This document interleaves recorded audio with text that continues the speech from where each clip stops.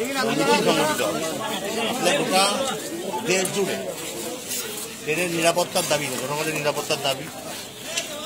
দেশ জুড়ে রেলের নিয়োগ বন্ধ, গত কয়েক বছর ধরে রেলে কোনো নিয়োগ নেই। একের পর এক রেল দুর্ঘটনার ছবি আমাদের চোখের সামনে ভেসে উঠছে, হাহাকার করছে গোটা দেশের মানুষ। এই অবস্থায় দাঁড়িয়ে আমরা ডিওয়াইএফআই এর পক্ষ থেকে দাবি করছি যে রেলের শূন্যপদ অবিলম্বে নিয়োগ করতে হবে।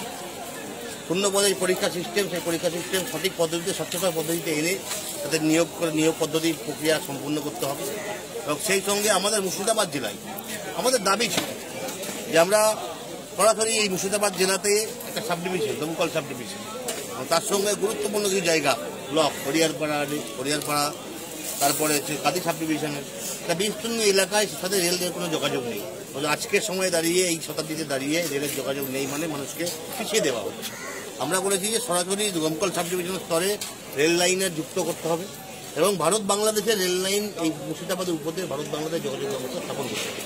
লক্ষ্মীপুর ব্রিজ হলো, দীর্ঘদিনের মানুষের দাবি ছিল, আন্দোলন হলো, লক্ষ্মীপুর ব্রিজ হলো, কিন্তু এখনো পর্যন্ত ব্রিজ দিয়ে কোনো রেল চললো না।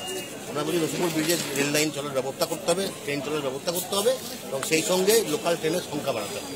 ইতিমধ্যে ট্রেনের এই সমস্যা আমরা কদিন ধরে দেখতে পাচ্ছি যে রাজ্য জুড়েই হকার উচ্ছেদ চলছে, পাশাপাশি স্টেশনেও হকার উচ্ছেদ চলছে। আমরা বলছি যারা হকার উচ্ছেদের এই প্রক্রিয়া অবিলম্বে বন্ধ করতে হবে। পুনর্বাসন দিক রাজ্য কেন্দ্র দুই সরকারের কাছে আমাদের দাবি, পুনর্বাসন দিয়ে হকার উচ্ছেদের ব্যবস্থা চালু রাখতে হবে। এই হচ্ছে আমাদের দাবি। সেই দাবি নিয়ে আজকে আমরা ডেপুটেশন সংগঠিত করবো। ডিআরএমের কাছে আমরা টাইম নিয়েছি, 5:30টার সময় আমরা যাবো। আমাদের এই দাবি থাকবে এবং এই আগামী দিন যদি এই দাবি পূরণ না হয় তাহলে আমরা বৃহত্তর আন্দোলন আমরা সংগঠিত করব। আজকে এখানে আমাদের শিক্ষক সভা হবে, একটু পরে 5টার সময় আমাদের মিছিল সংগঠিত হবে। সন্দীপন দাস ডিওয়াইএফআই করতে হবে, ডিওয়াইএফআই